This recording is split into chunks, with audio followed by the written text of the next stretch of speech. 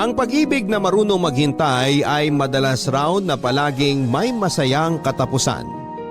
Pero sa totoong kwento ng buhay, hindi lahat ng magkarelasyon ay nagkakaroon ng panghabang buhay na pagsasama. Ikaw kapuso, ano ang pinakamasayang alaala ang meron ka kasama ang taong mahal mo? Ang tunay na pagmamahal ay hindi nasusukat sa edad, estado ng buhay, itsura ng tao o kung ano paman. Dahil kapag tumibok ang puso mo ay magiging bulag at bingi ka na rin sa sinasabi at ipinapakita ng ibang tao. Hindi naman kasi lahat ay pwede tayong maintindihan at sa lipunan na mapanghusga. Kung nasaan man tayo ngayon, para maging masaya tayo ay kailangan nating maging matatag sa mga sasabihin ng ibang tao. Ang sulat na ating babasahin para sa Sabado na ito ay pinadala ng ating kabarangay na si Manuel. Isang lalaki na nagmahal at maagang nabiyudo, kaya ibinuhos na lamang ang kanyang oras sa trabaho para makalimutan ang matinding kalungkutan.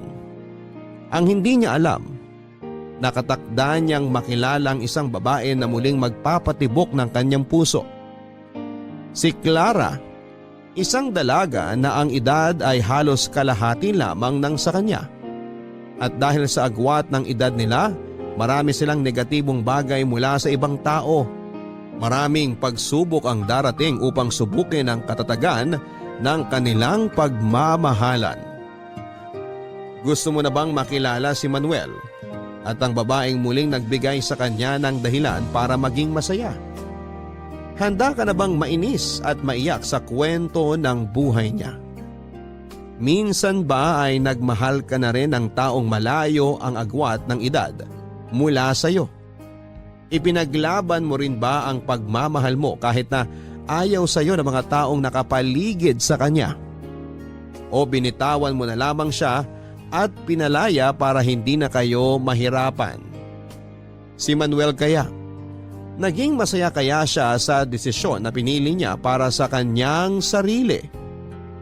Malalaman natin ang landas na pinili niya dito sa mga kwento ng pag-ibig, buhay at pag-asa sa nangungunang Barangay Love Stories.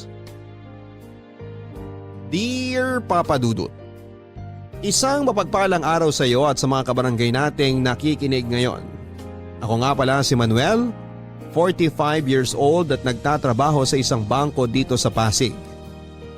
Sa totoo lang ay nahihirapan akong simulan tong sulat ko dahil hindi ako marunong maglabas ng nararamdaman ko sa paggawa ng isang liham. Kaya sana ay maiparating ko pa rin ang mensahe ng kwento ko sa sulat na ginawa ko ngayon. Papadudot, minsan talaga ay hindi ko maintindihan ang buhay ng tao. Kung bakit kailangan pa nating maranasan na maging sobrang saya. Kung sa bandang huli, masasaktan lang din naman tayo ng sobra.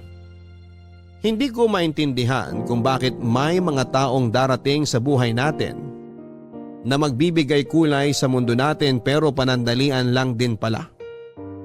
At kung bakit kailangan na maranasan natin ang masaktan ng paulit-ulit kahit ang gusto lang naman natin ay maging masaya kasama ang ating minamahal. Papadudot, may 10 taon na kaming magkarelasyon ni Bianca nang mag-decide kaming magpakasal. At isa yon sa mga pinakamasayang nangyari sa buhay ko. Pero ang saya na yon ay pansamantala lang pala. Dahil 1 buwan pagkatapos naming ikasal, naaksidente ang asawa ko. Meron silang pinuntahan na outreach program ng mga kasamahan niyang teacher sa isang probinsya. At sa kasamaang palad ay lumubog ang bangka na sinasakyan nila at kasama siya sa mga nasawi. Sobrang sakit noon para sa akin at akala ko ay hindi na ako makakausad pa. Pero pinilit kong magpakatatag hanggang sa masanay na akong umikot ang oras ko sa trabaho at pagdalaw sa puntod ni Bianca sa maraming taon, Papadudot.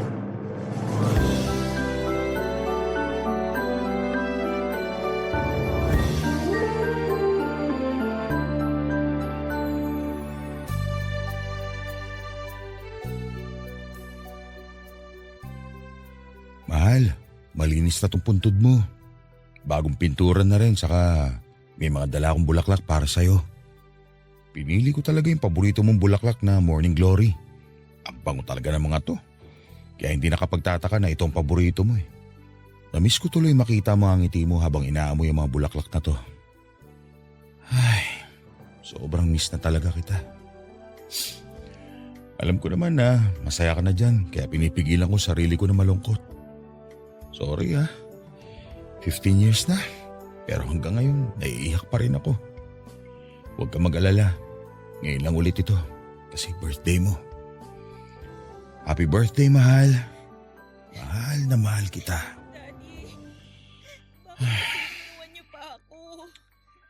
Ayusin ko na nga itong mga ginamit ko na pintura para mailagay ko na sa kotse. Sobrang miss ko na po kayo. Huh?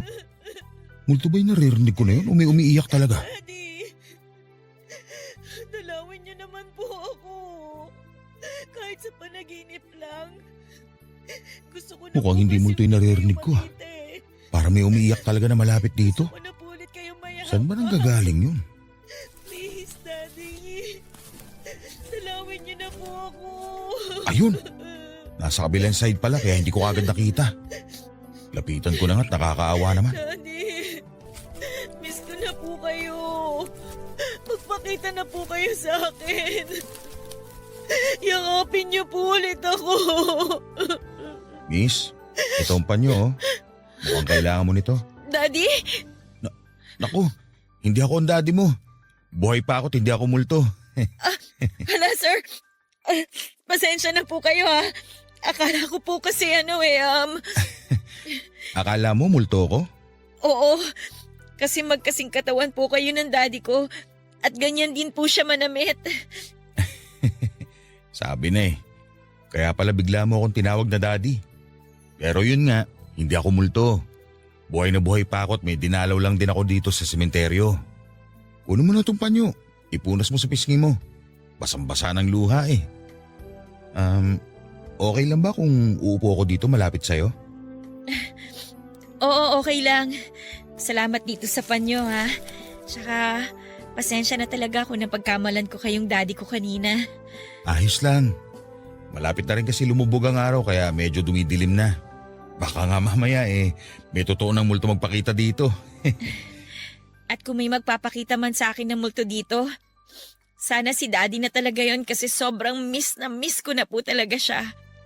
Alam mo, parehas tayo dati nang hinihiling sa tuwing dadalaw ako dito sa sementeryo.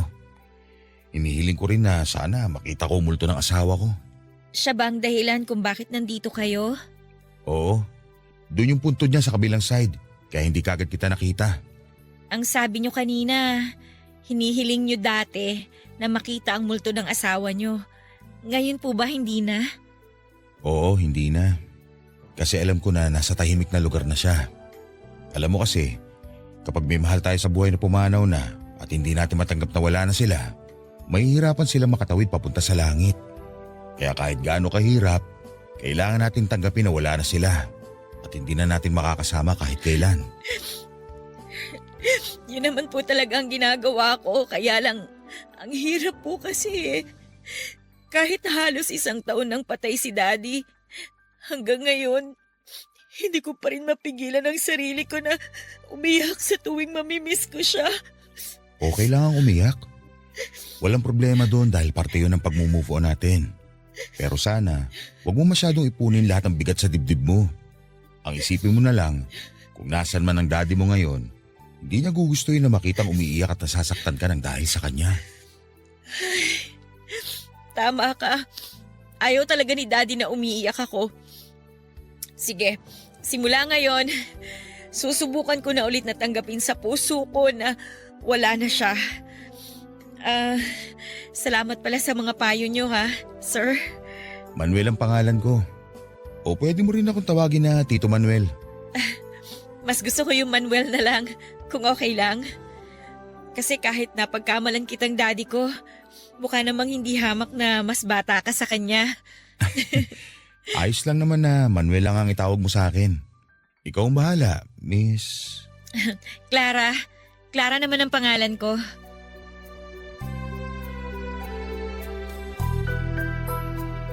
Papadudod sa umpisa pa lamang ng pag-uusap namin ni Clara ay naging magaan na ang loob ko sa kanya. Siguro kasi ay nararamdaman ko na pareho kaming nangungulila sa taong mahal namin. Pareho kaming hindi handa nang mawala ang pinakamamahal namin sa buhay. Kaya pareho din naming nadamayan ng isa't isa. Marami pa kaming napagkwentuhan na mga iba't ibang bagay noon hanggang sa hindi na namin namalayan na inabot na pala kami ng gabi sa sementeryo. Hindi yon ang naging huling pagkikita namin ni Clara, Papa Dudut.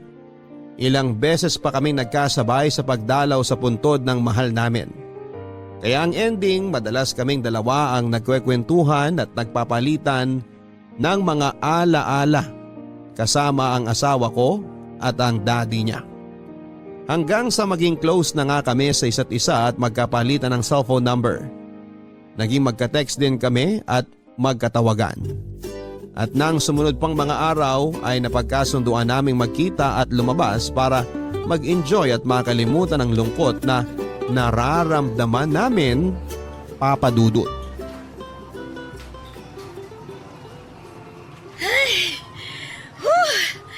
Oy, Manuel! Doon naman tayo maglaro sa may arcade. Dali! Teka lang. Medyo napagod kasi ako doon sa basketball at air hockey na nilaro natin kanina. Grabe! Ang bilis mo namang mapagod. Paano? Sunod-sunod yung laro natin. Bawat madaanan natin, gusto mong subukan yung game. Eh, ganun talaga. Minsan lang ako makapunta dito, no? Kaya sinusulit ko na. Okay lang ba kung magpahinga muna tayo sandali bago maglaro ulit? Pahinga ka agad. Hindi pa nga natin nalilibot tong lugar eh. Ang dami pang games na pwedeng kaadikan dito. Kahit 15 minutes na pahinga, tapos game na ulit. 15 minutes lang ha, promise? Oo, promise. Oh, sige na nga. Tara, upo na tayo sa bandaron.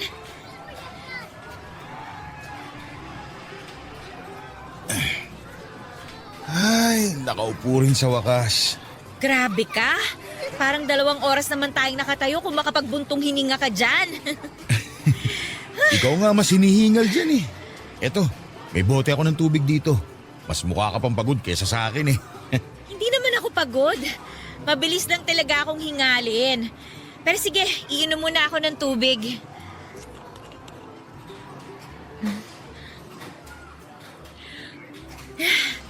Buti na lang, medyo malamig pa tong tubig mo.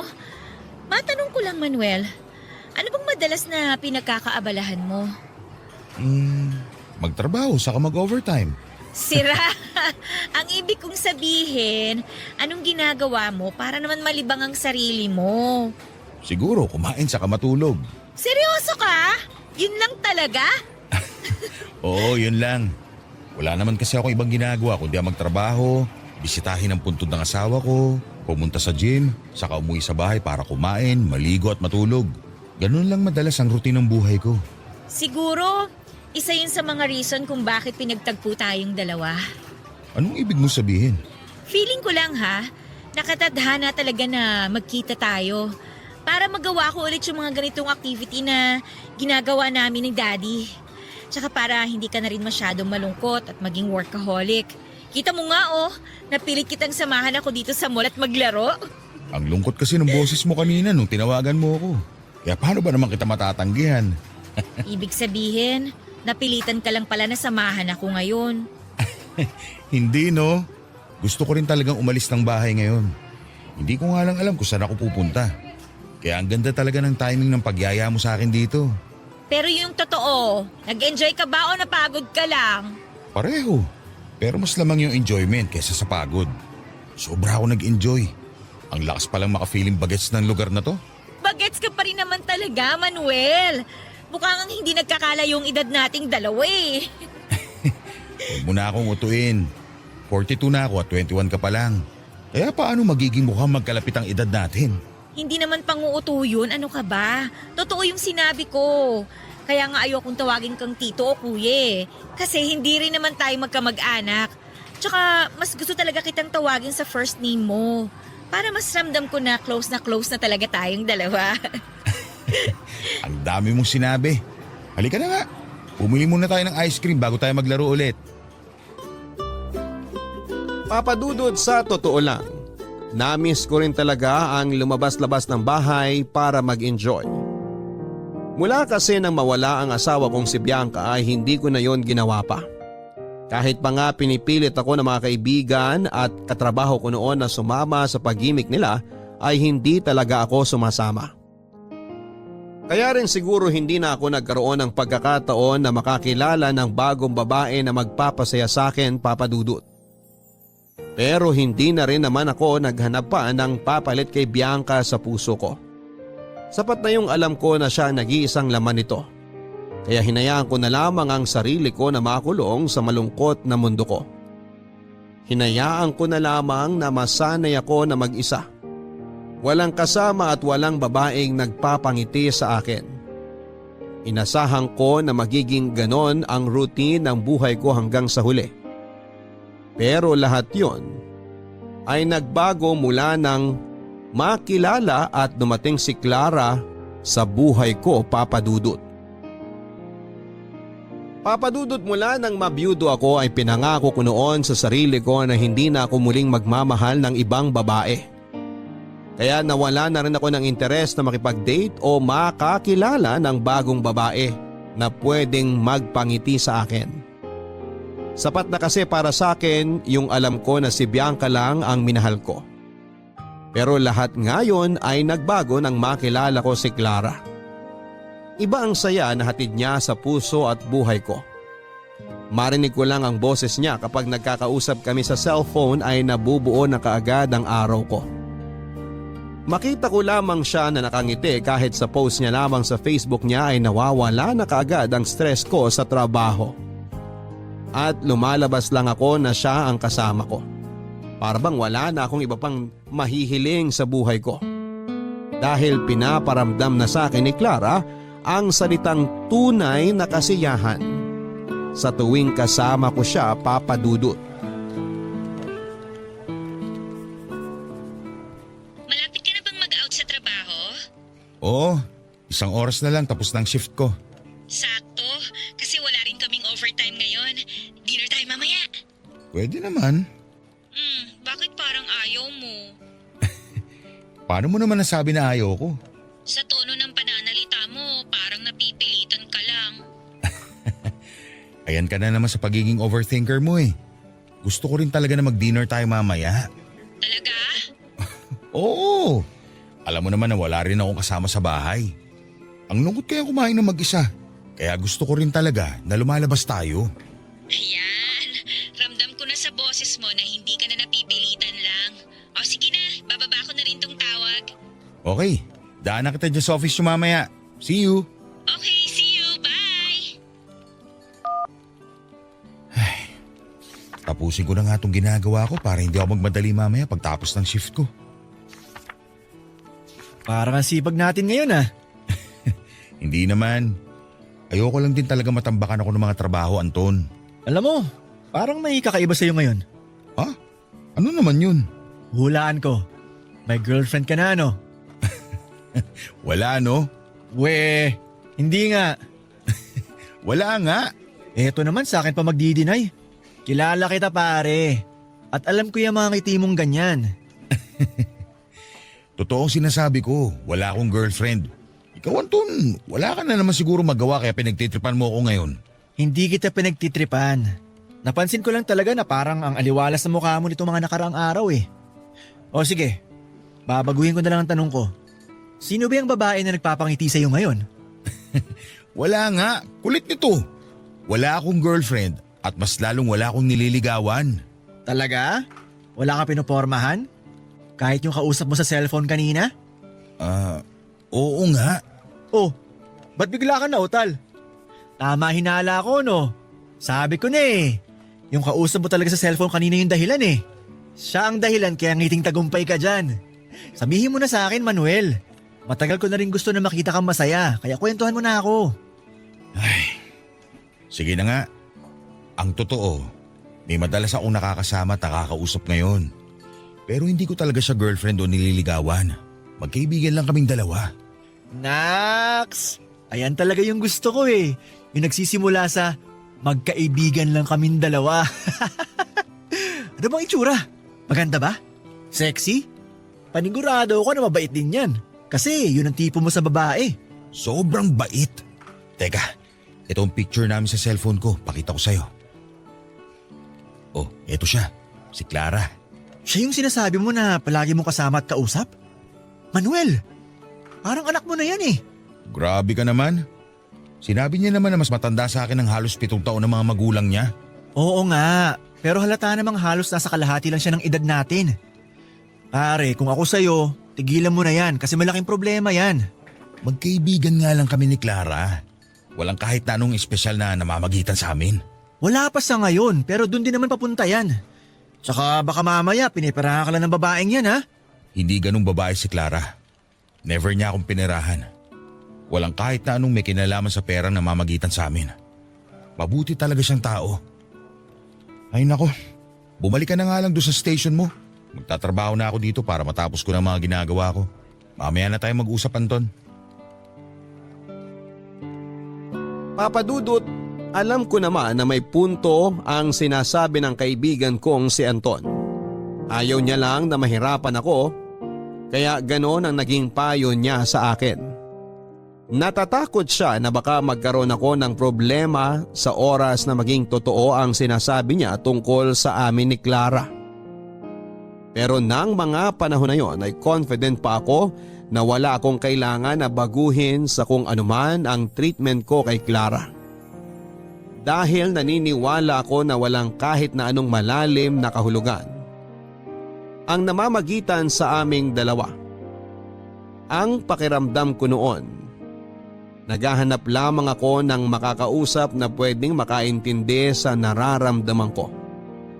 Yung tao na kagaya ko na nawalan din ng mahal sa buhay at si Clara naman ay nangungulila sa atensyon ng isang ama na pwedeng nakita niya sa akin. Nagkataon na pinagtagpo ang landas namin dalawa at pareho naming naiintindihan ang isa't isa kaya hinayaan ko na mas lumalim pa ang pagkakaibigan namin, Papa Dudut. Ang tagal namang dumating ni Jenna dito sa restaurant. Baka naman na traffic lang. Ang sabi niya malapit na siya eh. Ang kwento mo nga, di ba? Palagi naman talaga siyang late sa mga usapan niyo. Oo nga. Pero dapat inagahan niya pa rin kasi sinabi ko na sa kanya na kasama kita ngayon. Hayaan mo na. May 15 minutes pa lang naman siyang late. Nagugutom na rin kasi ako eh. Dapat pala. Umorder na muna tayo ng pagkain. Mamaya na lang pagdating niya kasi mabilis lang namang mag-serve ng pagkain dito. Naiihi na nga rin ako eh. Ay, nakakainis naman talaga tong si Jenna oh. Mag-CR ka na muna, Clara. Ako na lang maghihintay sa kanya. Hindi mo naman alam ang itsura ng kaibigan ko. Teka, ayun na yata siya. Jenna! Nandito kami! Uy, Clara! Sorry, sobrang na-late ako. Hay nako, ano pa nga ba? Palagi ka namang ganyan sa mga usapan natin. Sorry na, Beshi. Na-traffic kasi ako eh. Na-traffic o na-late ka lang umalis sa bahay nyo? Pareho. Sino pala yung kasama mo? Tito mo? Anong tito? Hindi no. Siya si Manuel, yung sinasabi ko sa'yo na ipapakilala ko ngayon. Manuel, best friend ko, si Jenna. Nice to meet you, Jenna. Nice to meet you din po, sir. Tito pala. Sorry, hindi ko po kasi alam kung ano itatawag ko sa inyo eh. Ayos lang. Manuel na lang din ang itawag mo sa kanya. Ayaw niya rin namang magpatawag ng sir o tito. Okay, sige. Beshi, mag-CR lang ako ha. Kanina pa ako naiihi eh. Maiwan ko muna kayo ni Manuel. Babalik ako kagad. Manuel, sandali lang ha. Sige lang, Beshi. Jenna, ito pala ang menu. Tumingin ka na dyan ang gusto mong kainin. Para pagbalik ni Clara, baka-order na tayo. Okay po. Salamat po.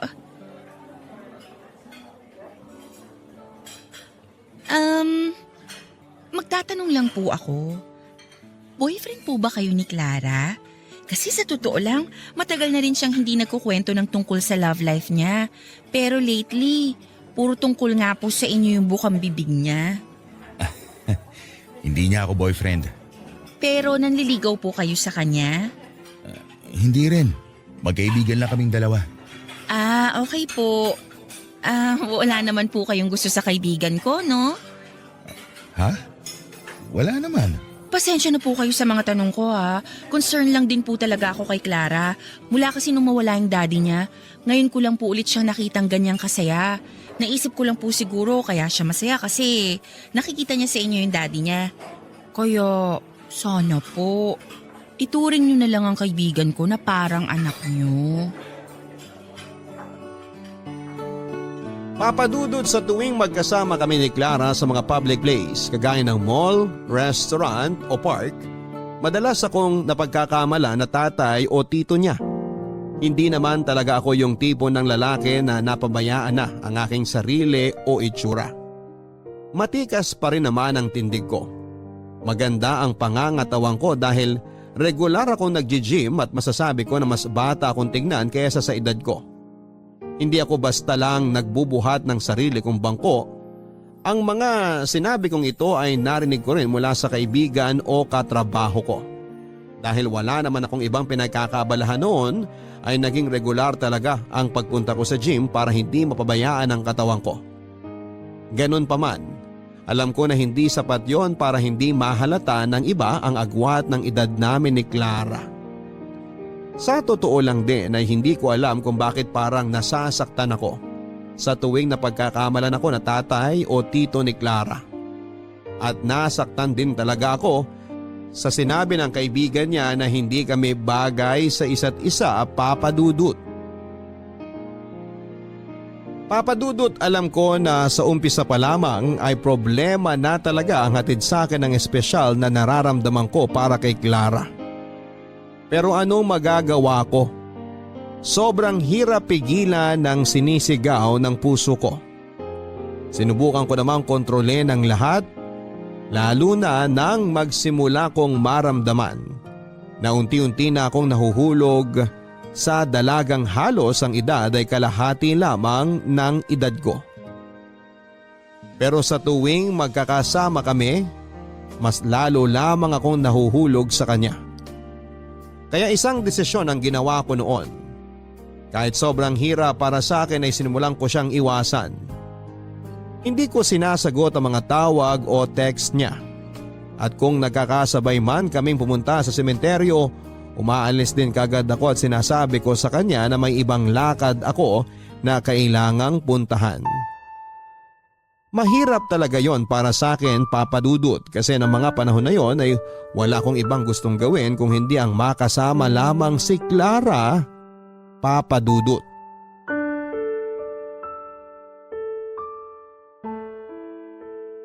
Ay mahal, sorry kung ngayon lang ulit ako nakadalaw sa'yo. Panay kasi ang overtime ko ngayon sa trabaho. Pero nalinis ko na tong puntod mo. Dala ko rin siyempre yung paborito mong bulaklak. Sa susunod na linggo, kukuha na ako na magtatabas ng damo dito sa paligid ng puntod mo. Kasi masyado nang mataas. Baka isipin mo kasi na pinababayaan na kita. Manuel! Clara, anong ginagawa mo dito sa sementeryo? Gabi na. Hindi kasi kita matsyempohan dito kaya gabi talaga ako pumunta. Ay, mahal. Alis na rin pala ako. May ibang lakad pa ako eh. Dalawin na lang kita ulit bukas. Bye, mahal. Manuel, sandali! Clara, may pupuntahan ako. Sa susunod na lang tayo mag-usap. Iniiwasan mo ba ako? Hindi kita iniiwasan. Mag-taxi ka na lang pa uwi. Hindi kita may sasabay ngayon sa kotse. May pupuntahan pa ako. Mag-uusap naman tayo kahit sandali lang oh. Sa ibang araw na lang, Clara. Manuel, tumigil ka nga muna sa paglalakad mo. Uy! Sandali nga. Ano ba kasi yun? At kailangan mong panghawakan ng kamay ko. Gusto ko lang naman kasi na mag-usap tayo. Sa ibang araw na nga lang. May kailangan pa talaga akong puntahan. Manuel, nahihirapan na ako. Saan ka naman nahihirapan? Sa pag-iwas mo sa akin. Kahit ilang beses mong i-deny, alam ko na iniiwasan mo ko. Bakit mo ba ginagawa sa akin to, Manuel? Busy lang talaga ako sa trabaho ko. Pasensya na kung hindi na kita nasasamahan sa mga lakad mo. May sariling buhay din kasi ako na kailangan kong asikasuhin. Hindi ko naman inaalis sa'yo ang oras na para sa sarili mo o trabaho. Pero sana wag mo naman akong bigla na lang alisin sa buhay mo. Sige na, kailangan ko na talagang umalis. Manuel, mahal kita. Ano? Kunwari hindi mo narinig? O sige, ulitin ko. Ang sabi ko, mahal kita. Ano ba, Manuel? Iiwasan mo na lang ba ako ng paulit-ulit? Bakit mo ba ginagawa sa akin to? Alam mo bang hirap na ako sa pag-iwas mo? Hirap na ako sa pagmamahal na nararamdaman ko para sa'yo. Tapos dinadagdagan mo pa ang paghihirap na nararamdaman ko dahil sa pag-iwas mo. Akala mo ba ikaw lang nahihirapan? Ako rin naman eh. Kahit gaano ko kagusto ipagsigawan sa maraming tao na mahal kita, hindi ko magawa kasi hindi pwede. Bakit hindi pwede? Alam mo ang dahilan, Clara? Dahil sa agwat ng edad natin? Yun ba? Bakit? Ano bang mali sa nararamdaman natin? May batas ba na nagsasabing bawal na magmahal ang dalawang tao na magkalayo ang edad? Manuel, wala naman tayong inaapakan na ibang tao ah. At mas lalong wala tayong ibang sinasaktan. Ayoko lang na mahirapan ka. Alam ko naman na kapag tinuloy natin to, magkakaroon lang tayo ng magulong relasyon. Kaya okay lang sa'yo na masaktan ako? Maniwala ka't sa hindi. Mas pipiliin ko pa ang mabuhay sa magulong relasyon kasama ka kesa pigilan tong nararamdaman ko para sa'yo. Mahal kita. At ngayong alam ko nang mahal mo rin ako. Hindi na ako papayag na iwasan mo pa ako.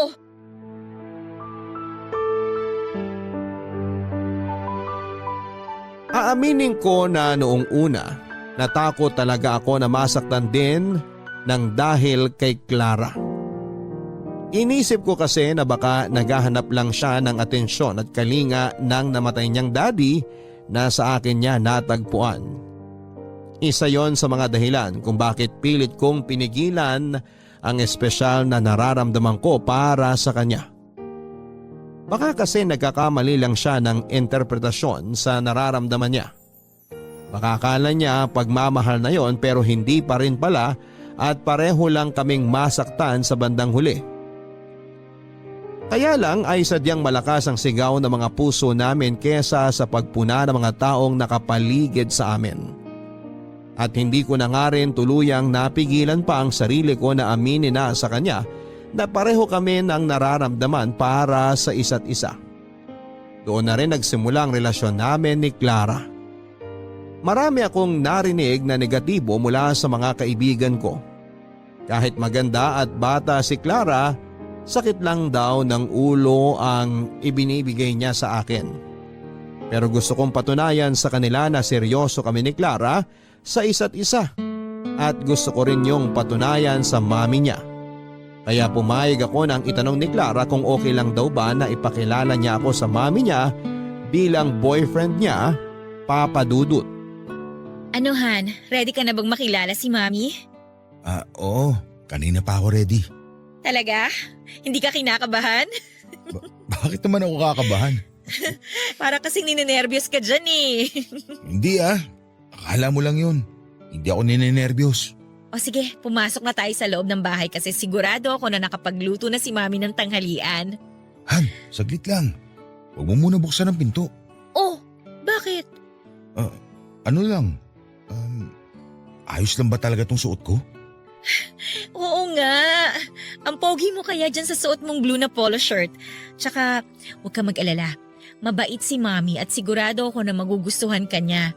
Basta relax ka lang, Han, okay? Okay, sige.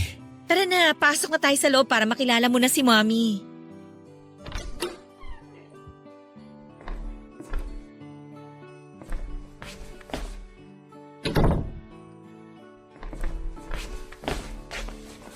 Mami, nandito na po kami ni Manuel. Oh, pabuti naman at dumating na kayo kasi naghahain na rin ako dito ng... Sino yung kasama mo, Clara? Hindi niyo po ba narinig na binanggit ko ang pangalan niya kanina lang? Siya po si Manuel, Mami. Boyfriend ko. Manuel, siya naman ang Mami ko. Magandang tanghali po, tita. Kung makatita ka sa akin, parang ang layo ng agwat ng edad natin ah. Mami, may 7 taon din po ang tanda niyo kay Manuel kaya sa tingin ko, ayos lang po na tawagin niya kayong tita. May dala nga po pala akong cake para po sa dessert natin mamaya. Ilagay mo na lang dyan at maupo na kayo ni Clara. Kukunin ko lang ang ulam para makapagtanghalian na tayo. Tara Manuel, upo na tayo. Mukhang ayaw sa akin ng mami mo, Han. Akala mo lang yun, pero gusto ka niya para sa akin. Kinikilala ka pa lang niya kaya kunwari masungit siya. Oh, ito na ang niluto kong dinuguan. Wow, amoy pa lang. Nagutom na kaagad ako. O di ba paborito mo rin to, Han? Oo, lalo na kapag maraming sahog na isaw ng baboy. Maglalagay na ako ng kanin sa plato mo, ha? Unahin mo nang lagyan ng kanin yung plato mo, Clara. Matanda na yang si Manuel. Siguro naman, kaya niya na maglagay ng kanin sa sarili niyang plato. Oo nga po, kaya ko na pong gawin yun. Ako na maglalagay, Clara. Si Mami talaga, ang sungit. Sabi niyo hindi niyo susungitan ng boyfriend ko pag ipinakilala ko sa inyo. Malay ko ba na halos kaidaran ko na yung boyfriend na kinukwento mo sa akin? Kumain na nga lang tayo bago pa ako tuluyang mawala ng gana. Papa Dudut, wala akong ibang intensyon ng araw na yon kung hindi ang ipakita sa mami ni Clara na seryoso ako sa relasyon naming dalawa. Kahit inaasahan ko na ang mga tingin na gagawin niya sa akin at mga salitang maririnig ko ay naglakas loob pa rin ako na pumunta sa bahay nila at ipakilala ang sarili ko. Alam ko naman na hindi sapat ang isang araw na pagpunta ko sa bahay nila para mapatunayan sa kanya na seryoso ako. Pero ramdam ko kaagad na hindi niya ako tanggap para sa anak niya. Sa kabila ng hindi maayos na pakikitungo at pakikipag-usap niya sa akin ang gabing yon ay wala akong ibang ginawa kung hindi ang magpakita ng respeto sa kanya. Naiintindihan ko naman kasi ang reaksyong ipinapakita niya sa akin. Alam ko na gusto niya lamang protektahan ang nag-iisang anak niya.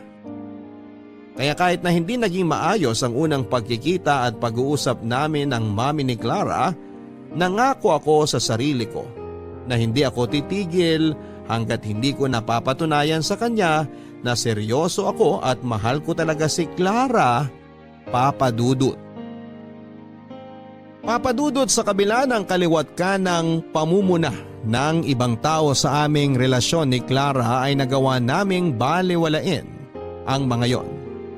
Hanggang sa hindi na namin napansin na halos 1 taon na pala ang relasyon namin. Kagaya ng sinabi ko kanina, hindi ako sumuko na makuha ang loob at tiwala ng mga taong malapit kay Clara. Pinakita ko sa kanila na hindi ako kagaya ng ibang lalaki na masama ang intensyon sa kanya. Sa kabila ng hindi maayos na pakikitungo sa akin ng mami ni Clara, ng mga kaibigan at iba pang kamag-anak niya ay naging magalang pa rin ako sa kanila at nagpakita ng respeto ko. Kahit kailan, hindi ko sila pinakitaan ng hindi magandang ugali, Papa Dudut. Araw-araw ay inihahatid ko si Clara mula sa trabaho hanggang sa bahay nila. Tuwing Sabado at Linggo rin ay nandun ako sa bahay nila para dumalaw sa kanila ng mami niya. Papa Dudut, pakiramdam ko naman ay hindi ako nabigo na makuha ang tiwala ng mga taong mahalaga sa buhay ni Clara. Dahil unti-unti ay kinausap na ako ng maayos ng mami niya at mga kaibigan. Hanggang sa maramdaman ko na totoong welcome na ako sa buhay niya. Ang sarap pala ng ganong pakiramdam. Yung alam ko na tanggap na ng mga taong nakapaligid sa amin ang relasyon naming dalawa. At sa first anniversary namin ni Clara ay nagulat ako nang ayain niya ako na magpakasal na kami. Akala ko nung una ay nagbibiro lang siya pero syempre hindi ko na tinanggihan pa yon. At sinimulan na naming planuhin ang lahat ng para sa kasal naming dalawa, Papa Dudut.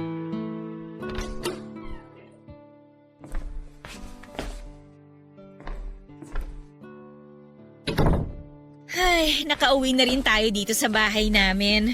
Ang traffic din kasi kaya inabot na tayo ng hapon sa labas. Pero grabe, nakakapagod pala talagang mag-asikaso ng mga dapat asikasuhin para sa kasal, no? Oo nga, madugo rin pala. Naubos araw natin ngayon. Na venue pa lang para sa reception ang naaasikaso. Magpapaschedule pa tayo sa simbahan. Kakausapin pa natin yung event coordinator na kukunin natin. Pupuntahan din natin yung gagawa ng wedding souvenir natin saka… Naku Han, wag mo nang isa-isahin ang mga kailangan nating gawin kasi mas lalo akong napapagod. Sa bagay, isipin pa lang natin ang tungkol sa mga yon. Nakakapagod na. Ay Han, pinagpapawisan na pala tong leg at dibdib mo. Okay ka lang ba? Oo naman. Bakit naman ako hindi magiging okay? Para kasi masyado kang hinihingal. Nauuhaw lang ako. Oh, nakauwi na pala kayo. Magandang hapon po, tita. Magandang hapon din naman, Manuel. Clara, nasa kusina pala si Jenna at nagluluto ng pancake. Wala raw kasi siyang magawa habang naghihintay sa inyo kaya hinayaan ko na lang siyang kumilos sa kusina. Sige po, puntahan ko muna siya. Han, dito ka lang muna ha. Dala na lang kita ng merienda mamaya kaya huwag ka munang umalis. Kumusta naman ang lakad nyo kanina, Manuel? Okay naman po. Nakapili na rin po kami kagad ni Clara ng venue para sa reception. Konti lang din naman po ang nasa listahan namin kaya hindi kami nahihirapan puntahan para i-check kanina. Na-traffic lang po talaga kami pauwi dito sa bahay. Traffic kasi talaga ng ganitong oras banda rito sa amin. Pero ang mahalaga, natapos nyo ang dapat nyong gawin ngayong araw. Grabe, hindi talaga ako makapaniwala na ikakasal ng nag-iisang anak ko. Huwag po kayong mag-alala. Kasi dito rin naman po muna kami tutuloy habang hindi pa pwedeng lipatan yung hinuhulugan naming bahay. Talaga? Pabuti naman kung ganun para hindi ako masyadong malungkot dito. Ayoko rin naman po kasi na mag-alala si Clara sa inyo kasi mag-isa na lang kayo dito sa bahay. Kaya sinadjust ko na dito na muna kami sa bahay nyo pagkatapos ng kasal. Yun po kung ayos lang sa inyo. Oo naman, syempre. Natutuwa nga ako kasi akala ko maiiwan na ako mag-isa dito sa bahay. Manuel, salamat ha. Tsaka pasensya ka na rin sa inasal ko sa'yo dati. Wala na po yun. Alam ko naman na pinoprotektahan nyo lang po nag-iisa nyong anak. Nagkamali lang talaga ako na hinusgahan kita kaagad. Pero ngayon, nagpapasalamat ako kasi ni minsan, hindi ko nakitang malungkot o nasasaktan ang anak ko ng dahil sa'yo. Mahal ko po si Clara. Kahit hindi pa po kami kasal, nangangako na po ako sa inyo na mamahalin ko siya habang buhay. Oh, Ano yun? Manuel! Tulungan niyo po ako! Si Clara po biglang hinimatay! ha? Halika, Manuel! Sige po. Ano nangyari? Bigla na lang po hinimatay si Clara! Mabuti nga po nasa ko siya kahit papano kaya hindi tumama yung ulo niya sa sahig nung tumumba siya. Clara? Clara! Gising! Clara! Nangingitim na ang mga labi niya. Oh, ang hina ng pulso niya sa leeg. Dali na po natin si Clara sa ospital. Mabuti pa nga! Tayo na! Bubuhatin ko na po siya para maisakay na sa kotse.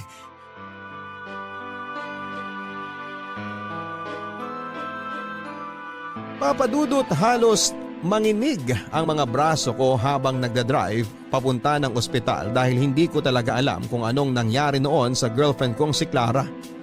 Kung bakit bigla na lamang siyang hinimatay at nangitim ang mga labi niya na para bang nahihirapan siyang huminga. At nang madala siya sa loob ng emergency room ay doon na ipinagtapat sa akin ng mami ni Clara ang tungkol sa sakit ng girlfriend ko. Bata pa lamang siya ay meron na siyang rheumatic heart disease. Ilang beses na siyang kinumbinse ng mami niya na magpa-opera sa puso. Pero tumanggi siya dahil natatakot si Clara na baka mas umikli pa ang buhay niya nang dahil sa operasyon na yon. Hindi ako makapaniwala sa mga nalaman ko, Papa Dudut. Lalo na nang sabihin ng doktor na na-cardiac arrest si Clara ng araw na yon. Pero na-revive naman nila. Papadudod kaya pala biglaan ang pagyaya sa akin ni Clara na magpakasal na kaming dalawa kasi gusto na niyang sulitin ang mga oras na pwede niya pa akong makasama bilang asawa niya. Ang sakit lang kasi. Bakit kailangan niya pang ilihim sa akin ang lahat? Bakit kailangan niyang solohin ang sakit? Bakit hindi niya ako hinayaan na damayan siya? May part din sa sarili ko na naggalit ako kung bakit hindi ko napansin at iniintindi ang madalas na pamumutla niya. Ang mga malalim na paghingal niya at kung bakit parang ang bilis niyang mapagod. Kaya naman nang sabihin ng doktor na stable na ang lagay niya, hindi na ako umalis sa tabi niya hanggang sa magising si Clara. Doon ko siya tinanong kung bakit hindi niya kaagad sinabi sa akin ang tungkol sa sakit niya. Ang sabi niya ay ayaw niya lang na mag-alala ako. Ayaw niyang maapektuhan ang relasyon naming dalawa at gusto niyang maramdaman ang normal na buhay kasama ako, Papa Dudut.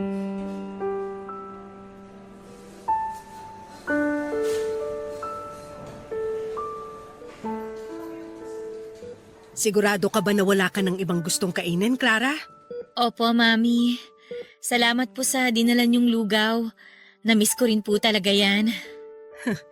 Matagal na rin kasi mula nung huling beses ako nagluto ng lugaw. Mabutit na gustuhan mo. Anak, in-advise pala ng doktor na kailangan mo na raw magpa-opera sa puso sa lalong madaling panahon. Mami, matagal na po nating pinag-usapan ang tungkol sa bagay na yan. Ayoko po talaga. Pero Clara, hindi mo man lang ba susubukang lumaban? Kahit man lang para Gusto sa... ko na po magpahinga.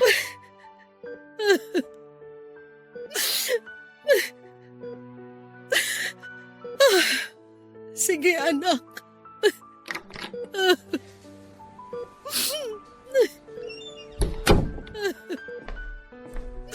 Hi tita.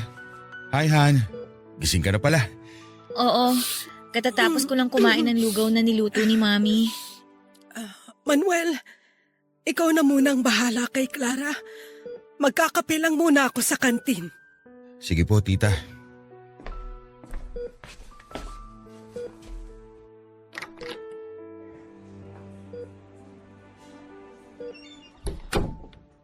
Oh, bakit parang umiiyak si tita? Kinausap niya na naman kasi ako tungkol sa operasyon na kailangan daw gawin sa akin, sabi ng doktor. Hindi pa rin ba talaga nagbabagong isip mo? Manuel, pati ba naman ikaw? Clara, para sa ikabubuti mo naman ang gusto mangyari ng doktor. Hindi ka naman niya i-convince na magpa-opera sa puso kung alam niya na pwede mo ikapahamak yun. Magtiwala ka lang sa mga doktor. May tiwala naman ako sa kanila at sa ospital na to. Pero wala akong tiwala sa sarili ko. Wala akong tiwala dito sa puso ko. Paano kung bigla na lang akong hindi magising pagkatapos ng operasyon? Paano kung bigla na lang huminto sa pagtibok ang puso ko? Paano kung hindi ko na ulit kayo makita? Hindi mangyayari yan. Naniniwala ako na magiging successful ang operasyon mo. Manuel, natatakot lang naman kasi ako. Natatakot ako na bigla na lang akong hindi magising. Natatakot akong mamatay. Ayoko pang mamatay. Oh, tama na. Huwag mong sabihin ang bagay na yan dahil hindi yan mangyayari. Magpapakasal pa nga tayo, di ba? Kaya hindi ka pa mawawala sa akin. Papakasalan mo pa rin ba ako? Oo naman. Tuloy na tuloy ang kasal natin. Walang sino o naman ang makakapagbago ng isip ko. Kasi kahit kailan, hindi magbabagong nararamdaman kong pagmamahal para sa'yo. Paano kung hindi na kita mabigyan ng anak pagkatapos ng kasal natin? Ayos lang sa akin yun, Clara. Kasi ang mahalaga, magkasama tayong lumalaban para mabuhay. Paano kung mapagod ka ng alagaan ako? Yan ang kahit kailan hindi mangyayari. Kasi yung pag-aalaga ako sa'yo, parte ng pagmamahal ko na hindi mawawala. Hindi mo ako iiwan? Hindi ka mapapagod sa akin? Hindi. Isa lang naman ang gusto kong mangyari, Clara. Ang makita at maramdaman ko na sinasabayan mo akong lumaban. O sige, lalaban ako para sa'yo. Pero kung sakali man na maikli lang talaga ang kwento nating dalawa, ayoko makulong ka sa lungkot, Manuel. Alam ko na mahirap, pero alalahanin mo na lang yung mga araw na magkasama tayo at sabay na tumatawa. Balikan mo yung masasayang alaala natin. Dahil ang mga alaala na yun, ang palagi ko ring babalikan saan man ako mapunta. Ano ka ba, Han? Bakit parang nagpapaalam ka na? Hindi naman. Gusto ko lang malaman mo na ang makilala at makasama ka ang pinakamasayang bahagi ng buhay ko, Manuel.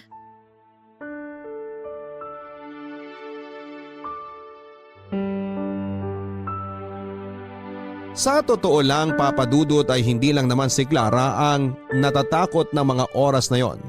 Ako rin ay sobrang takot ako na mawala siya sa akin. Kasi parang hindi ko nakakayanin ang mawala ng mahal sa buhay sa pangalawang pagkakataon. Pero kahit kailan ay hindi ko ipinakita sa kanya ang takot na yon dahil gusto ko na ako ang kukuhanan niya ng lakas. Mabuti na lang at tuluyan ko na ring nakumbinse si Clara na magpa-opera para sa ikabubuti ng lagay niya. Naniniwala kasi ako na ibibigay na ni Lord ang chance na ito sa akin. Ibibigay na niya ang pagkakataon na ito para maging masaya ko. Alam ko na malakas si Clara at malalampasan niya ang operasyon na gagawin sa kanya. At sigurado ako na matutupad namin ang pangarap namin na makabuo ng isang masayang pamilya. Tutuparin ko ang pangako ko sa kanya na magpapakasal kami pagkatapos ng kanyang operasyon. Marami pa akong plano habang naghihintay sa nalalapit na schedule ng operasyon ni Clara, Papa Dudut. Wala naman naging problema sa gagastusin dahil i-cover na yon ng insurance na hinuhulugan ng mami niya mula noong bata pa lamang siya. Nangako rin ako sa sarili ko na gagawin ko ang lahat para maiparamdam sa kanya ang walang kapantay na pagmamahal. Na pagkatapos ng kasal namin ay gagawin ko siyang nag-iisang reyna ng buhay ko. Kaya naman araw-araw akong nagdarasal na sana ay ibigay na sa akin to ni Lord. Na ibalato na niya sa akin si Clara. Huwag niya naman sanang kunin ang babaeng pinakamamahal ko. Hayaan naman sana niya akong maging masaya sa mahabang panahon. Pero siguro, hindi talaga lahat ng dasal ay pinakikinggan ni Lord. Hindi lahat ay pinagbibigyan niya na maging masaya dahil 3 araw bago ang operasyon ni Clara ay bigla siyang binawian ng buhay dahil na cardiac arrest siya sa pangalawang pagkakataon. At tuluyan na siyang hindi na-revive ng mga doktor. Tuluyan na niya akong iniwanan, Papa Dudut. Sobrang nahirapan akong tanggapin ang pagkawala ni Clara. Hindi ko na noon maintindihan kung anong nangyayari sa buhay ko. Hindi ko alam kung bakit kailangan makaranas ako ng walang kapantay na sakit pagdating sa usaping pag-ibig. Kung bakit ganon, bakit kung kailan nakilala ko na ang pangalawang babae na nagbigay kulay sa buhay ko. Kailangan kaagad siyang kunin sa akin ni Lord. Ganoon ba ako kasamang tao para hindi niya hayaan na maging masaya kasama ang mahal ko? Ano bang naging malaking kasalanan ko para parusahan ako ng ganito? Napakarami ko pang tanong na ni isa ay wala namang nasagot. At sa huli na-realize ko na hindi ko pala dapat na kine-question ang plano ni Lord sa buhay ko. Dahil ang lahat ng mapapait na pangyayari na dumadaan sa akin ay hindi isang parusa.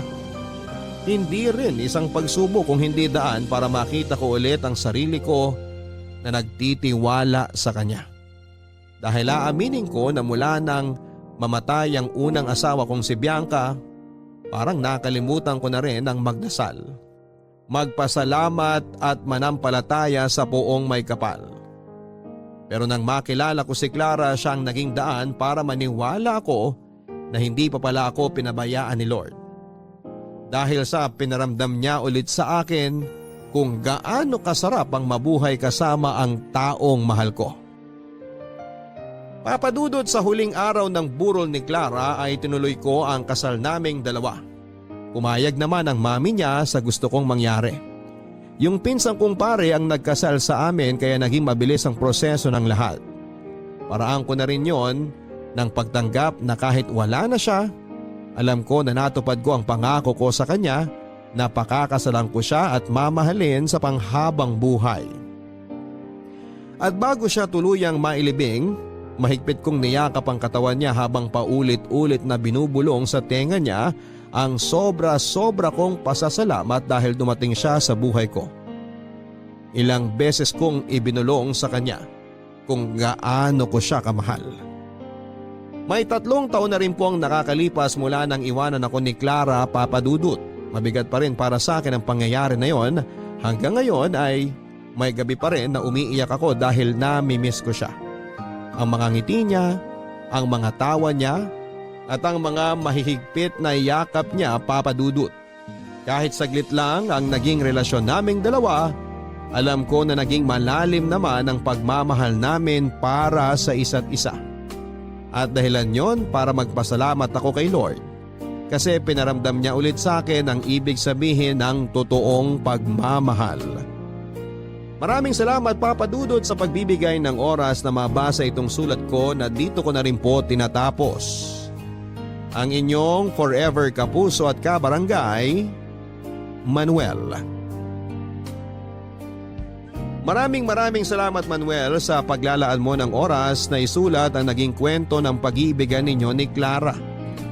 Alam ko na hindi naging madali para sa iyo ang maiwan ng mahal mo sa pangalawang pagkakataon. May mga pangyayari talaga sa buhay na madalas hindi kagad natin maintindihan ang kadahilanan. Lalo na kapag nasasaktan tayo ng sobra o nawawala ng mahal sa buhay. Pero gusto ko lang ipaalala sa iyo Manuel na hindi totoong hindi lahat ng dasal ay hindi pinakikinggan ng Poong May Kapal. Sadyang may mga hinihiling lang tayo sa Kanya na hindi na pagbibigyan dahil alam niya kung ano ang mas makakabuti para sa atin. Meron siyang mas magandang plano para sa ating lahat. Isang plano na kahit minsan mahirap intindihin. Sa huli ay marirealize natin na yon ang mas makakabuti hindi lang para sa ating sarili kung hindi pati na rin para sa mga taong nakapaligid sa atin.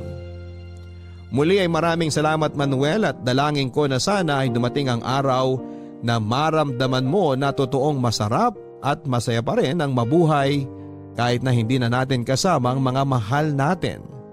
Salamat sa sulat na naging napakalaking inspirasyon sa ating mga kabarangay para sa araw na ito. Hanggang sa muli ako po ang inyong si Papa Dudut sa mga kwento ng pag-ibig, buhay at pag-asa sa Barangay Love Stories number 1. May iba't ibang paraan ng mga tao para malaman ang mangyayari sa kanilang kinabukasan. May mga gumagamit ng tarot cards, palm reading o madalas ay binabase sa zodiac signs. Ikaw kapuso, paano mo gustong malaman ang kapalaran mo? Dear Papa Dudut, ako nga pala si Geneva, 27 years old. Isang taon nang nakakalipas nang maadik ako sa horoscope at sa mga zodiac signs. Sa ganito ko pinaikot ang mga desisyon ko sa buhay, Papa Dudut. Naniwala lamang ako sa astrology dahil sa impluwensya ng aking best friend na si Helga. Kaedad ko rin. Siya ang nagsabi sa akin na 90% ng mga sinasabi sa zodiac signs ng tao ay totoo. Hindi naman ako naniwala syempre noong umpisa. Tinawanan ko pa nga siya pero pinilit niya sa akin ang paniniwala niya. Nakatambay kami sa bahay niya isang maulang Sabado ng hapon. Balak sana namin noon na manood ng sine pero hindi na kami natuloy dahil tinamad na kaming dalawa. Bored na kami pareho nang biglang naalala ni Helga na may bagong dating na dyaryo sa kanila. Kinuha niyang dyaryo at akala ko noon ay magbabasa lamang kami ng showbiz chika o kaya ay magbabasa lang ng balita. Pero horoscope pala ang gusto niyang puntiryahin na basahin. Napailing na lamang ako dahil hindi naman ako naniniwala sa ganon dati.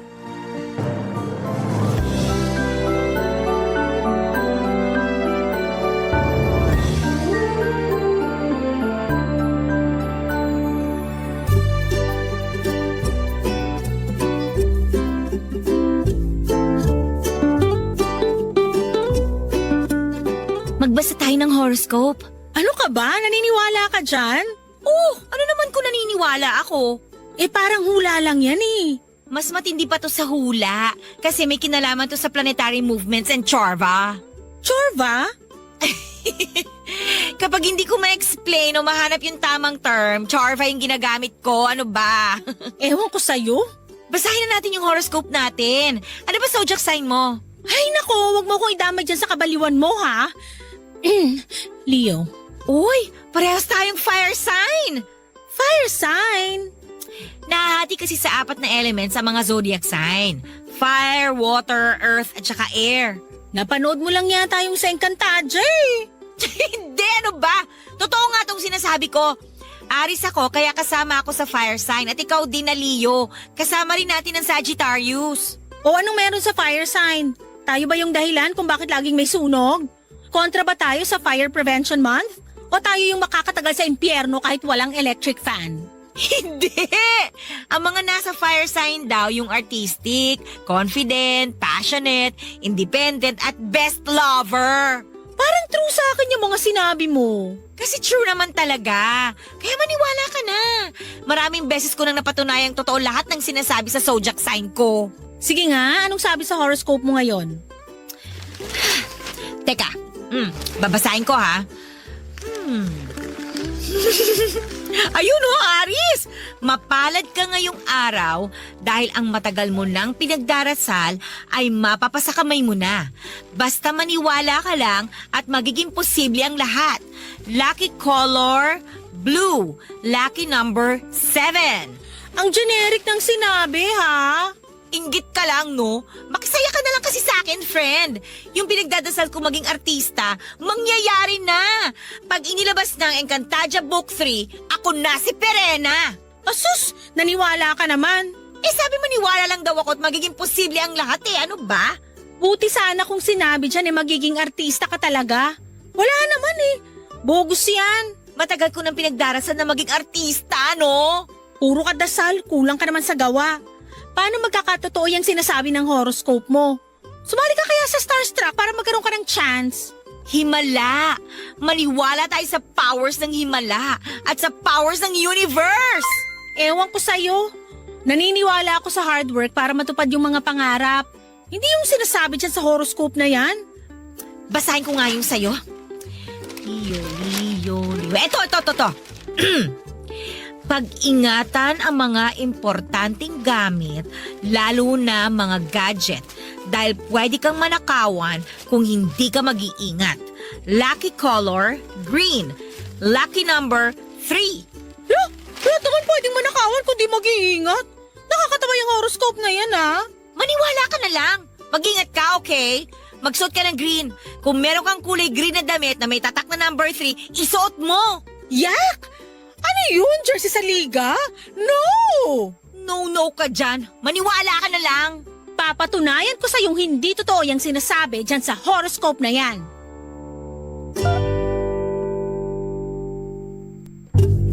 Papadudot, nagkatotoo ang sinabi sa horoscope ko.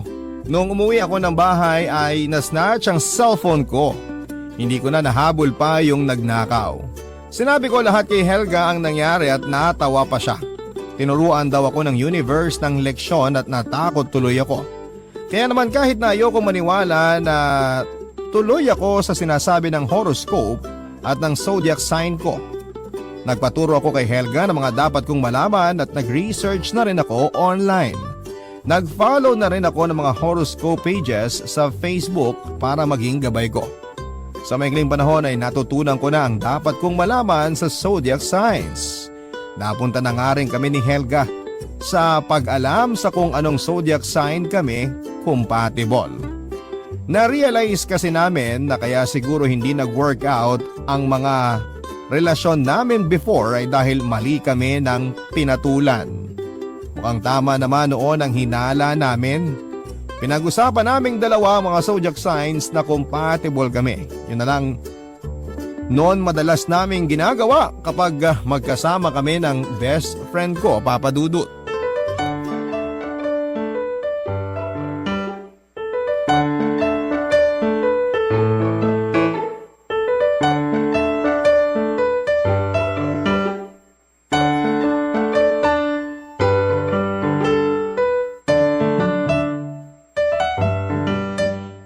Dapat ngayon, maging stricto na tayo sa magiging karelasyon natin.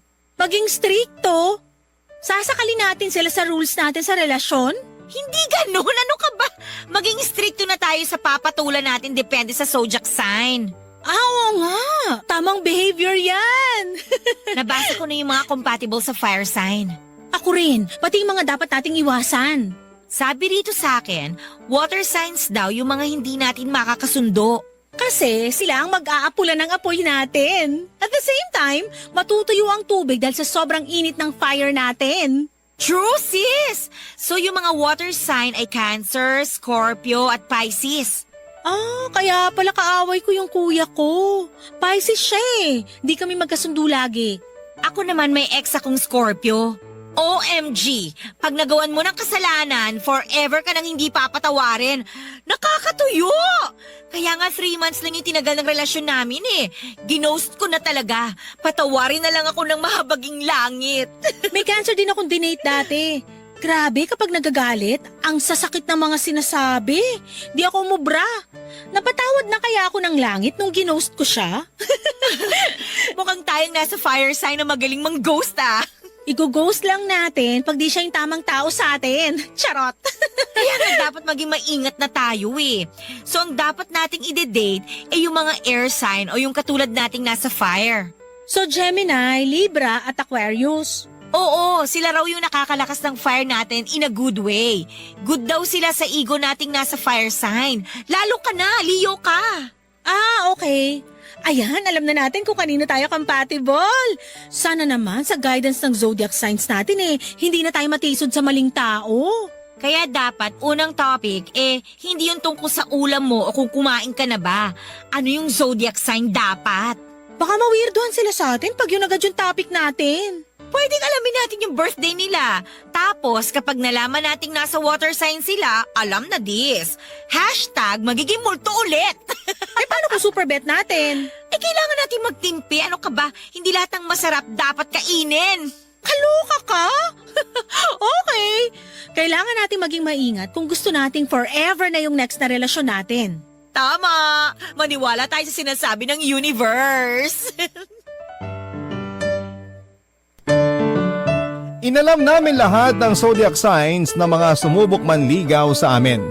Lahat na busted namin dahil kabilang sila sa mga dapat naming iwasan. Nang hinayang pa nga kami kasi kahit yung mga crush namin nalaman naming hindi kami compatible. Inekis na tuloy namin sa listahan ng mga pangalan nila. Nung tumagal ay naubusan na kami ng mga manliligaw pero hindi naman kami sumuko kaagad. Sinabi na lang namin sa mga sarili namin na baka challenge lamang yon ng universe. Nung mas tumagal pa ay nawala na kami ng gana na makakahanap pa kami ng forever namin. Naisip nga namin, forever na ata kaming magiging single. Nalungkot kami lalo pat maraming mali na binabase namin sa astrology ang lahat. Minsan nga ay naisip naming itigil na lamang.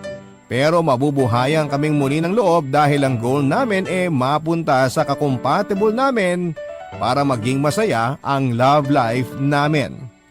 Kaya naman nag-explore na rin kami sa mga dating site para lamang mas marami kaming options ng mga panahon na yon na naghahanap kami ng love life, Papa Dudut.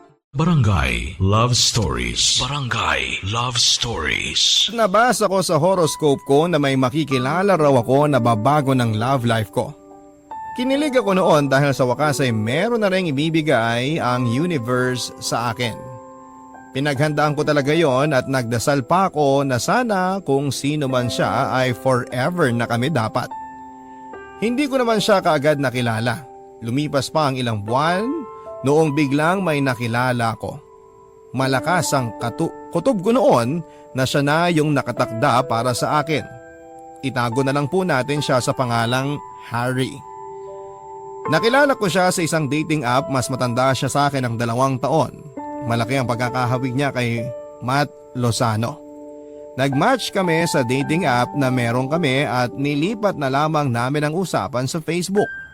Nalaman ko rin na hindi siya kabilang sa water signs, kaya 3 points kaagad siya sa akin. Nag-date na rin kami at naging komportable, Papa Dudut. Kaya naman naisipan ko na siya na nga yung regalo ng universe para sa akin.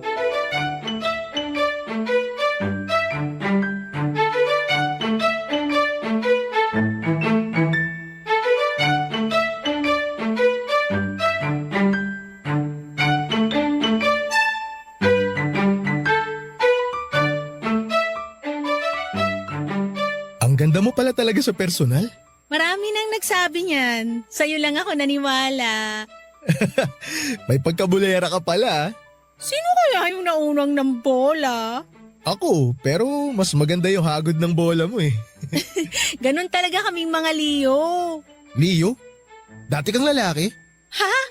Hindi ah. Zodiac sign ko yun. Kinabahan naman ako bigla. Pasensya ka na, di kasi ako familiar sa zodiac signs eh.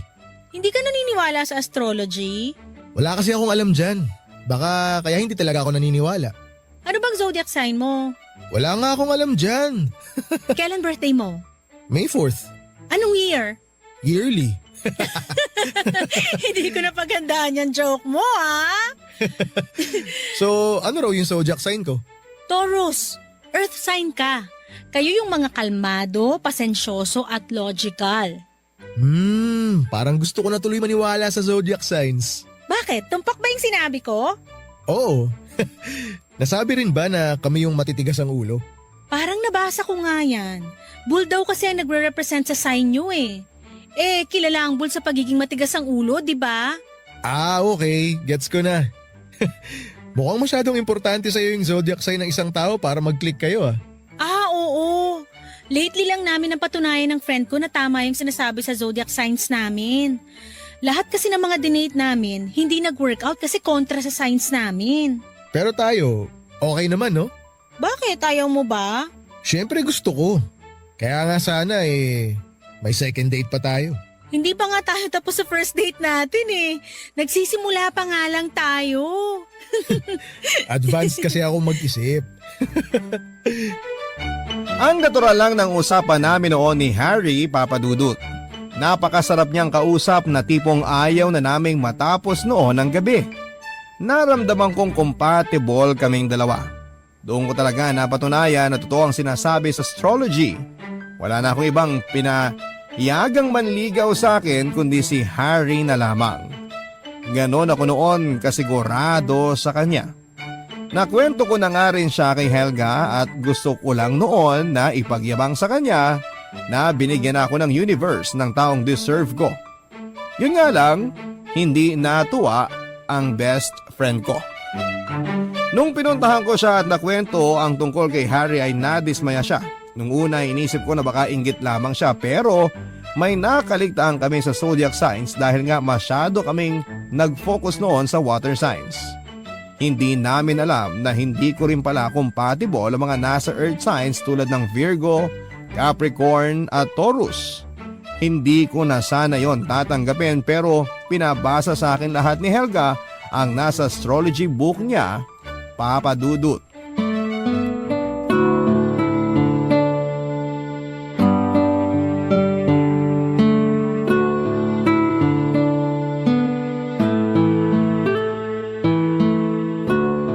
Bakit hindi kami compatible? Kasi pareho kayo matigas ang ulo. Akala ko Taurus, Virgo at Capricorn lang ang matigas ang ulo. May ego ka bilang Leo. Kabilang ka rin sa matitigas ang ulo. Ayokong tanggapin yan. See? Yan ba ang hindi matigas ang ulo? Anong gagawin ko? Okay naman kami ni Harry eh. Sa ngayon, oo. Nasa dating stage pa lang kayo eh. Malamang wala pang pakitaan ng sungay yan. Nilabas ko na nga yung buntot ko eh. Tanggap naman niya. Pero siya, syempre hindi pa niya ilalabas yun, no? Nanliligaw eh. Malamang puro magaganda pa yung ipapakita niya sa'yo. Kapag tumagal na, hindi na. Bukod sa pagiging matigas ang ulo, ano pa? Bakit hindi kami compatible? Dahil pareho kayo matigas ang ulo, maraming bagay kayong hindi pagkakasunduan. Hindi rin magiging maganda ang communication ninyo. Alam mo naman na kailangan maganda ang communication pagdating sa relasyon, di ba? Hoy, may mga magaganda rin akong alam tungkol sa relasyong Taurus and Leo ha? Kala mo? Tulad ng... Sex! Ha? Sensual daw ang mga Taurus dahil ruled sila ng planet Venus. Kaya mag-work yun sa pagiging passionate ng mga Leo. Kaya, compatible kami. Hindi lang sex ang basihan ng lahat. Kung puro sex ang gagawin mo dahilan sa relasyon, hindi kayo magtatagal. Gusto ko lang maging positive, no? Lately kasi puro negative na yung nasasagap natin dahil sa kakabasa ng astrology. Hoy, parang sinusukuan mo na yung astrology ah. Tandaan mo, ilang beses tayong niligtas nito ha. Alam ko naman yon, pero gusto ko lang kasi na itry ngayon na hindi sumunod since nafe-feel ko naman na may chemistry kami ni Harry. Tadhana nga nagbibigay ng chance, di ba? Ako pa kayang taong marupok lang? Hay nako, bahala ka dyan. Itatapon mo na lang talaga lahat ng natutunan natin sa mga zodiac sign natin? Nagkatotoo lahat ng mga sinulat tungkol sa atin. Mag-isip-isip ka, Geneva. Pero ikaw, kung ayaw mo talaga makinig, hala, sumigi ka sa gusto mong gawin. Basta ha, huwag kang lalapit sa akin pag naging broken-hearted ka dyan sa Taurus guy mo.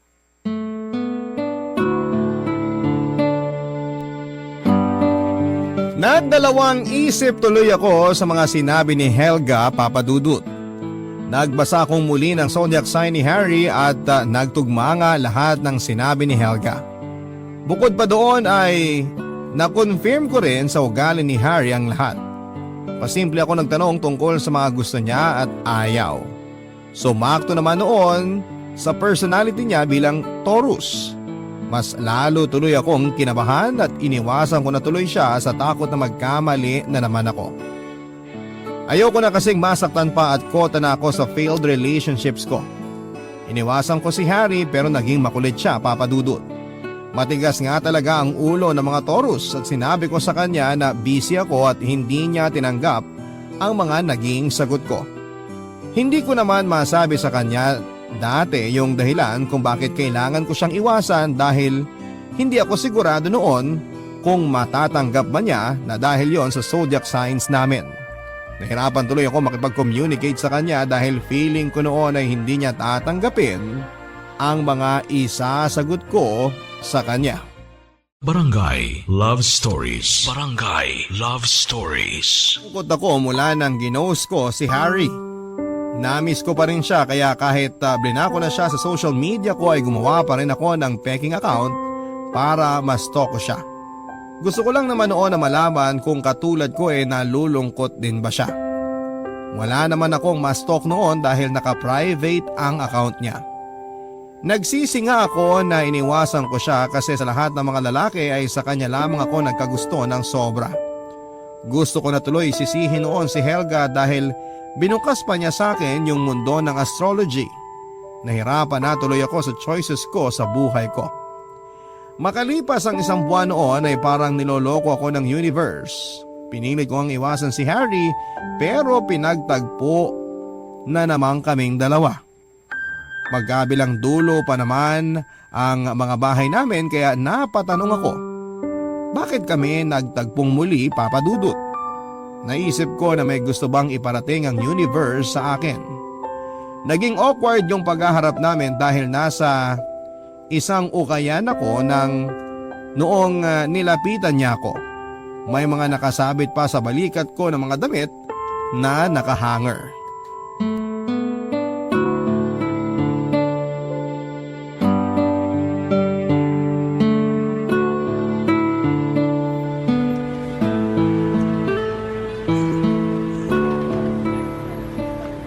Oh, Harry? Hi, Anong ginagawa mo rito? napadaan lang. Malapit lang kasi rito yung pinagparkan ko ng motor ko. Ah, ako naman nag-window shopping. Mukhang marami ka nang na window shopping ah. Nasa balikat mo na lahat ng damit eh. Kaya pa ba? Isusukat ko lang naman to, hindi ko naman bibilhin. Huwag kang magsusukat ng panty rito ah. Sure. So, kumusta ka naman? Okay naman. May nagawa ba ako? Ha? Bakit bigla ka na lang nawala? Bakit mo ako ginost? Ginost? Hindi ah. Binlock mo ako sa lahat ng social media accounts mo eh. Nag-deactivate lang ako. Huwag ka na magsinungaling. Sinearch kita sa account ng ibang tao. Hindi ka naman deactivated. Sadyang binlock mo lang ako. Saka na tayo mag-usap, Harry. Marami pa kasi akong gagawing window shopping eh. Sandali, mag-usap tayo. Sabi mo sa akin kung ano yung nagawa ko. Nababaliw na kasi ako kakaisip eh. Okay naman tayo, di ba? Akala ko nga gusto mo rin ako eh. Harry, Hindi tayo aalis dito hanggat hindi mo sinasabi sa akin yung totoo. ayoko. Please? Hindi. Akala ko ba kaming mga Taurus ang matitigas ang ulo? Bakit parang sa ating dalawa mas ulo ng mga Leo ang matitigas? Parehas lang tayong matigas ang ulo kaya hindi tayo pwedeng mag-workout. Ginudge mo na agad dahil lang sa pagiging matigas ang ulo? Hindi lang yun eh, marami pang iba. Tulad ng? Basta marami. Marami at lahat yun nakasulat sa zodiac signs natin. Kaya mo ako iniiwasan dahil sa zodiac signs natin? Akala ko ba okay tayo? Akala ko compatible tayo. Akala ko malakas ang chemistry natin. Akala ko rin nung una. Pero nagkamali ako, kaya please, layuan mo na ako, hindi tayo compatible.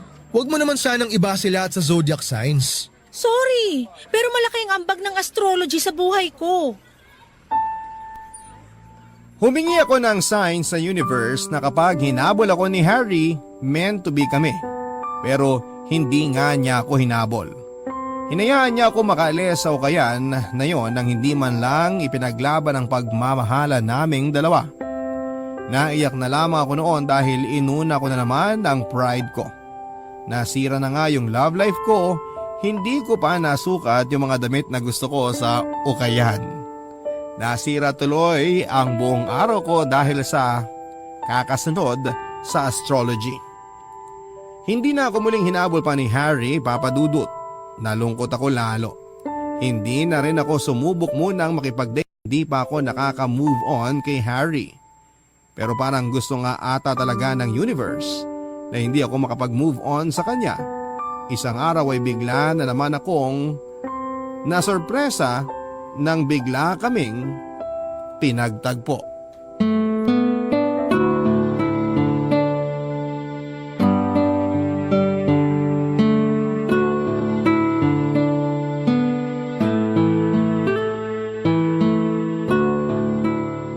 Uy, nag-meet ulit tayo. Sinabi ba sa horoscope mo na mamimit mo ulit yung taong tinatakasan mo? Ano na naman ba, Harry? May unfinished business tayong dalawa. Baka may pinaparating sa atin ng universe. Wag nga ako. Hindi ka nga naniniwala sa astrology eh. Hindi nga talaga. Kaya hindi tayo pwede. Hindi talaga tayo compatible. Marami tayong pagkakaiba. Di ba nga may kasabihan, opposites attract? Hindi yan applicable sa lahat ng bagay. Eh di hindi rin applicable ang astrology mo sa lahat ng bagay. Hindi tayo pwede dahil parehong matigas ang ulo natin. Lagi lang tayo mag-aaway. Pwede tayong dalawa kasi pwede naman nating pag-usapan kung ano yung problema eh. Para hindi tayo nag-aaway. Mahihirapan tayong mag-communicate sa isa't isa. Napag-aaralan yan. Marami tayong pagkakaiba. Magka-clash lang tayo, Harry. Pero marami rin tayong pagkakapareho. Tulad ng... Pareho tayong mahilig sa romantic films. Pareho tayong takot sa ipis. Takot din tayo sa tsinelas ng nanay natin. Pareho nating ayaw ng pineapple sa pizza. Magkaiba tayo ng gusto sa takbo ng buhay. Gusto ko mabilis habang ikaw steady. Hindi ka makakahabol sa akin. Wala naman tayo sa karera eh. Baka pwedeng sabay na lang tayong maglakad. Sabay tayong tumakbo para walang maiiwan. Sabay na rin tayong magpahinga kapag napagod na. Mahilig kaming Leo sa adventure. Kayong Taurus gusto nyo? Chill lang. Adventure? Tara, umakyat tayo ng bundok. Adventure yung pag-akyat sa'yo, di ba? Pag nasa tuktok na, mag-chill naman tayo ron. So pareho nating magagawa yung gusto natin. Di ba? Paano kung di tayo mag-workout? Pinangungunahan mo na kasi, paano kung pwede tayong mag-workout? Magkaiba kasi tayo ng mga pinaniniwalaan. Ako naniniwala sa sinasabi ng astrology. Marami na kasing nagkatotoo. Okay, sige, marami. Pero hindi ibig sabihin lahat nagkakatotoo. Ilang beses ko nang napatunayan na tama ang sinasabi sa mga zodiac sign. Kaya nga kita iniwasan eh. Nakasulat na talaga na di tayo pwede para sa isa't isa. Nakasulat na yun sa kapalaran natin. Naniniwala ako na tayo ang gumagawa ng kapalaran natin. Nababago yun depende sa kagustuhan natin. Geneva, gusto kong baguhin kung ano man yung nakasulat sa ating dalawa. Kung meron man. Paano? Wala tayong laban sa universe. May laban tayo. Ipakita lang natin sa universe na yan na i-workout natin yung meron sa atin. Hindi man match ang zodiac signs natin pero pwede nating i-workout ang relasyon natin. Kasi gusto natin. Ang dali lang kasing sabihin eh. Okay, sige. Ano bang relasyon ng madali? Wala. Kasi lahat tinatrabaho, pinaghihirapan. Ako naniniwala ako na kailangang i-workout ang relasyon at hindi dapat umasa sa kapalaran para magkatuluyan kayo. I-workout ang pagkakaiba, pag-usapan ng mga problema. Yun ang sikreto ng forever. Hindi dahil sa mga nababasa mo sa dyaryo o internet. Hard work ang kailangan sa relasyon kung gusto nating magtagal. Geneva, gusto kita. Wala akong pakialam kung di compatible ang zodiac signs natin. Ang importante sa akin, nagkakasundo tayong dalawa at napapasaya natin ang isa't isa. Baka pwedeng yun na lang muna. Kesa nai-stress ka dyan sa sinasabi ng zodiac signs na yan. Diskumpiyado man ako noong una sa namamagitan sa amin ni Harry ay napawi naman yon. Lahat ng sinabi niyang gusto niya ako at willing siyang ilaban ng relasyon namin. Naniwala ako sa kanya at binigyan ko siya ng chance, Papa Dudut. Naging kaming dalawa at masasabi kong yon ang pinakatamang desisyon na nagawa ko pagdating sa love life ko. Naging masaya ako sa feeling niya kahit sabihin pang medyo bothered pa rin ako sa zodiac signs namin. Nawala naman kahit papaano yung pag-overthink ko lalo't gumagawa ng paraan si Harry para maging maayos ang relasyon naming dalawa. Totoo naman, Papa Dudut, na nagkakaroon kami ng problema ni Harry base sa mga pagkakaiba namin sa ugali at tama naman ang mga zodiac signs namin. Yun nga lang, hindi namin yun hinayaan na maging problema para masira ang relasyon naming dalawa. Kung meron man kaming hindi pagkakaintindihan ay inaayos namin kaagad. Kung may mga toxic kaming nakasanayan, sinusubukan naming baguhin hindi lang para magtagal ang relasyon namin, kundi para maging mas maayos kaming mga individual. Maraming salamat po sa pagbasa ng aking liham. Ako ang inyong kabarangay forever, Geneva.